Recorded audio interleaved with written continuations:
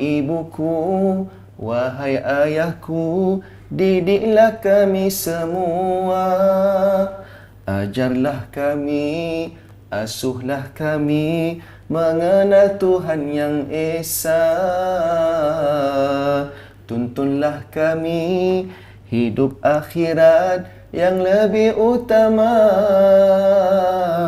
Sedarkanlah kami akan tipu daya dunia. Assalamualaikum warahmatullahi wabarakatuh. Alhamdulillah rabbil alamin, wassalatu wassalamu ala rasulil amin wa ala alihi wasahbihi ajma'in. Apa khabar adik-adik semua yang setia menonton program kita iaitu Superb Hufaz, bersihkan jiwa semurni Ramadan. Hari ini episod yang keempat. Specialnya hari ini saya buka dengan sepotong lirik, satu lirik nasyid yang mungkin ada di semua boleh teka apa yang kita nak bincangkan pada hari ini. Tapi sebelum tu, Ustaz nak perkenalkan bersama dengan Ustaz pada kali ini iaitu Al-Fadhil Ustaz Hisham. Ini bakal ulama ni. Hisham tu kan, Hisham Audadi dan juga Baihaqi yang akan menceriakan suasana kita pada hari ini. Dan agak-agaknya apa episod kita nak bincangkan pada hari ini? Iaitu apa dia agak-agaknya? Pasal apa? Pasal kedua ibu bapa. Ya betul, pasal berbuat baik kepada ibu bapa. Sebab tadi kan Ustaz buka tadi dengan lagu tentang ibu bapa kan. Jadi hari ini kita bincang tentang berbuat baik kepada ibu bapa, hikmah dari surah Luqman. Okey, sebagai mukadimahnya Ustaz nak baca satu ayat Quran dalam surah Luqman ayat yang ke-14. Allah Ta'ala berfirman, A'udzubillahi minasyaitonirrajim. وَوَصَّيْنَا الْإِنسَانَ بِوَالِدَيْهِ حَمَلَتْهُ أُمُّهُ وَهْنًا عَلَى وَهْنٍ وَفِصَالُهُ فِي عَامَيْنِ أَنِ اشْكُرْ لِي وَلِوَالِدَيْكَ إِلَيَّ الْمَصِيرُ Sadaqallahul Azim. Maksudnya, dan kami perintahkan kepada manusia untuk berbuat baik kepada ibu bapanya. Ibunya telah mengandungnya dalam keadaan lemah yang bertambah-tambah dan menyapihnya dalam 2 bulan. Bersyukurlah kepada aku dan kepada kedua ibu bapa kamu, kepada akulah kembalinya. Itu surah Luqman ayat yang ke-14.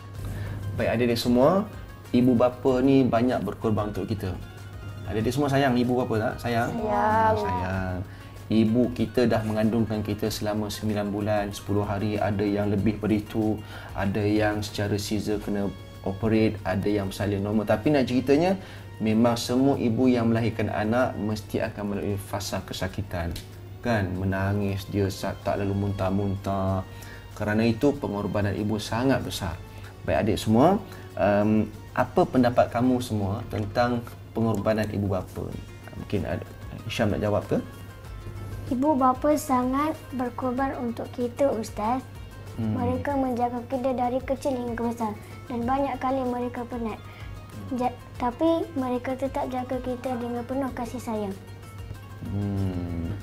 Kecil-kecil tu Hisham ingat tak? Hisham menangis, tak ingat kan? Tapi ibu bapa, semua ibu bapa melalui fasa yang sama.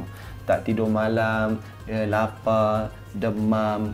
Ibu bapa pasti akan rasa susah hati. Kadang-kadang pukul 2-3 pagi dibawa Hisham pergi klinik sebab Hisham demam. Sama juga Audadi dengan Baihaqi kan. Kita tak ingat kan? Tapi ibu bapa itulah yang mereka lalui. Betul lah setiap apa yang Allah Ta'ala sebut dalam Quran, termasuk dalam surah Luqman tadi kan. Allah mengingatkan kita, jangan kita berlaku zalim, jangan kita menjadi anak derhaka. Kena ingat jasa ibu bapa kita yang bersusah payah membesarkan kita. Dia tidak kira penat dan lelah, tak tidur malam, dia tetap berkorban untuk kita. Okey, sekarang ni macam mana kita nak berbuat baik kepada ibu bapa kita? Boleh tak bagi contoh kebaikan yang kita boleh buat kepada ibu bapa kita di bulan Ramadan ni? Ya Audadi, silakan. Kita boleh tolong ibu bapa kita dekat rumah. Contohnya kita tolong memasak, kita tolong kemas rumah, dengan kita tolong jaga adik-adik. Audadi adik-adik? Tak ada? Tapi Audadi akan tolong ibu bapa memasak bulan puasa kan? Tolong masak, lagi apa? Tolong kemas rumah, macam-macam lagi kita boleh buat kan? Itu cara untuk kita berbakti kepada ibu bapa kita di bulan Ramadan. Ada di rumah pun sama-sama kan. Kalau bagusnya waktu ibu bapa tu bangun nak masak sahur pada kita kan, kita bangun, itu lagi baik kan. Tapi semua tidur lagi waktu tu kan. Tak apalah, waktu berbuka tu tolonglah ibu bapa kita menyiapkan juadah ketika berbuka puasa. Itu caranya kita boleh buat ketika bulan Ramadan.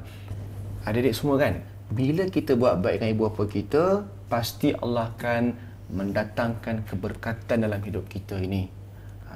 Ada Ustaz nak tanya Baihaqi kan, sebab kita tak jawab soalan lagi ni. Betul tak bila kita buat baik dengan ibu bapa kita, kita akan dapat berkat?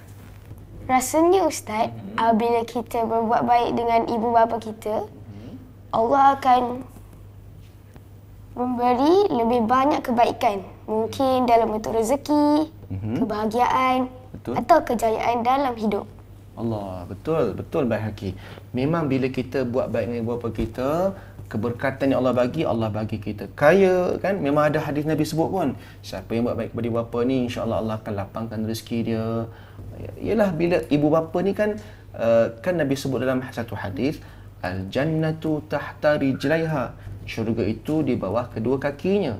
Maknanya kalau kita buat baik dengan ibu bapa kita, berbakti dengan ibu bapa kita, pastilah berkat tu datang. Berkat tu macam mana? Bahagia, kaya, senang hidup. Kalau kita periksa, Allah bagi kita dapat A, itu pun satu bentuk keberkatan bila kita berbuat baik kepada ibu bapa kita. Alhamdulillah kita dah berada di penghujung pun kan. Jadi ada di semua ni yang menonton ketika ini, mungkin tak lama lagi nak berbuka puasa, tolonglah ibu bapa di rumah tu. Jangan main game je kan, tolong ibu bapa. Tanya ibu, hari ni nak tolong apa ya? Kan? Tolong hidang air pun tak apa.